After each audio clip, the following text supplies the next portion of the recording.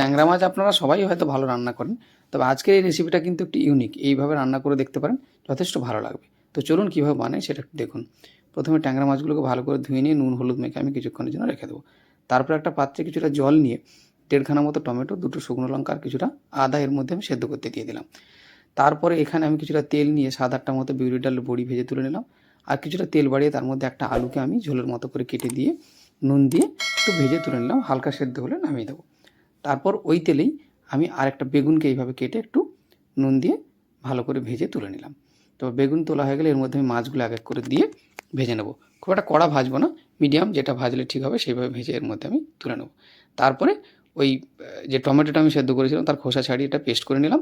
এবার এখানে আমি একটু তেলের মধ্যে কাঁচা লঙ্কা এবং কালো জিরে ফোড়ন দিয়ে পেস্টটা দিয়ে কিছুক্ষণ নাড়াচাড়া করে নুন, চিনি এবং হলুদ গুঁড়ো আর কাশ্মীরি লঙ্কার গুঁড়ো দিয়ে নাড়াতে থাকলাম। যখন তেল ছেড়ে আসবে মশলা, তখন আমি এর মধ্যে জল দিয়ে দেবো।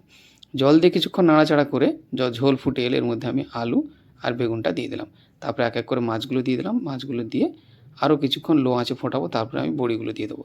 বড়িগুলো আমি একটু জলে ভিজিয়ে রেখেছিলাম যাতে নরম হয়ে যায়, আপনারা রাখতে পারেন। তারপরে এখানে আমি একটু ধনেপাতা কুচি দিয়ে নামিয়ে নিলাম। এবারে গরম গরম খেয়ে দেখুন, যদি খারাপ হয় তাহলে কমেন্টের মাধ্যমে কান মুলে দেবেন, আর ভালো হলে নিজেরা একবার বানাবেন। আর আমাদের ভিডিও ভালো লাগলে চ্যানেলটিকে সাবস্ক্রাইব করে ভিডিওটি শেয়ার করে পাশে থাকবেন। ধন্যবাদ।